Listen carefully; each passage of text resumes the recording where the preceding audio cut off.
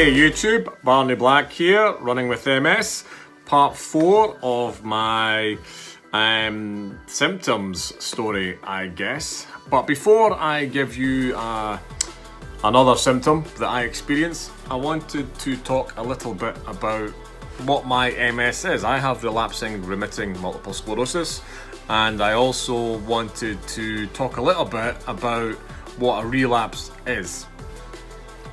Again, big caveat right at the start, I'm no doctor, and anything I describe, please don't take it as any indication of yourself having any difficulties, particularly MS related, if you've not been diagnosed with MS, and certainly if it's a symptom that you've got in isolation. Go get yourself checked out, go and speak to the doctor, but by no means take anything I say as any kind of indication of what your health could be. But thank you for watching nonetheless. Right, relapsing remitting multiple sclerosis. From what I've read, it seems to be the majority of people that are diagnosed with MS, that's the type that we get diagnosed with first of all.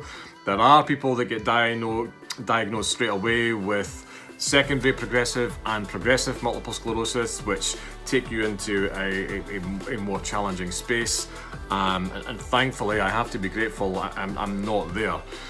The average ages for relapsing remitting tend to be diagnosed in the 20s and 30s, but there are people much younger and much older than that as well. I wasn't diagnosed when I was 32, but 2002 is the first time on my doctor's notes, which I found out 15 years later. It talks about the consideration for MS being why I was experiencing the feelings that I was going through. There is also another consideration with RRMS, which I don't dwell on. I can't dwell on because it would emotionally play havoc. But it's worth sharing this with you lovely viewers out there in YouTube, is that the statistics so far, between 10 and 20 years, relapsing remitting can become secondary progressive, when relapses can be more severe, can be more debilitating, and can actually just cause you bigger and longer lasting problems. And they by definition, they don't do what relapsing remitting does. They don't come and go, or come and leave maybe very little or very subtle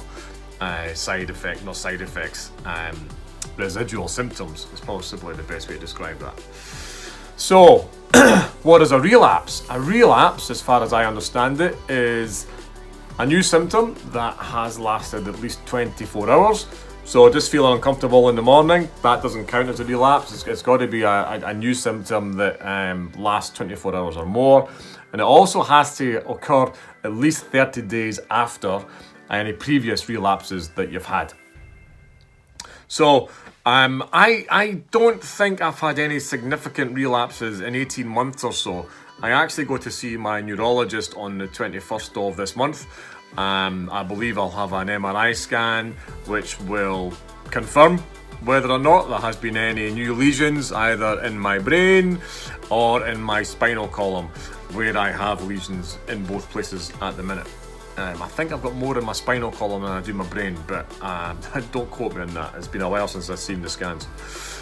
Anyway, so that's what RRMS is, and that's what a relapse is. The symptom I'm going to talk about tonight is leg spasms.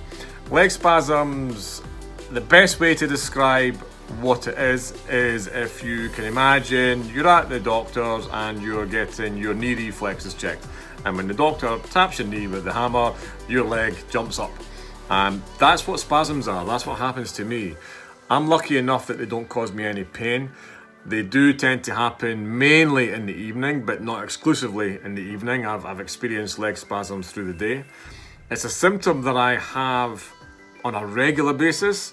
In the evening, I'm going to actually maybe keep a diary. It's not every night. I don't think I experience them every night, but I experience them regularly through the week. When I am flying, which I've been doing a lot in the last couple of years, I'm not sure if it's the posture or the continual sitting in quite a cramped space in most of the planes that I fly in, but that does seem to lead to my knees jerking up and spasming. But it can also happen when I'm asleep, and I can get woken up at night because my legs will, almost as if I'm doing the crawl in the swimming pool, there'll be rapid progression of spasms, or it may just be one kick, which will reoccur as the evening goes on. Like I said, it's not sore. I believe it's quite a common symptom for people with MS. It's one of my more regular symptoms, which I experience, like I said, every week. I don't think it's every night, but I think this has made me want to maybe keep a diary on that over the next 3 or 4 weeks, just to see how often I do have experienced leg spasms. It must be a nightmare to sit beside on a plane, and even in the cinema or anything else like that. So leg spasms is another wonderful symptom from the world of multiple sclerosis.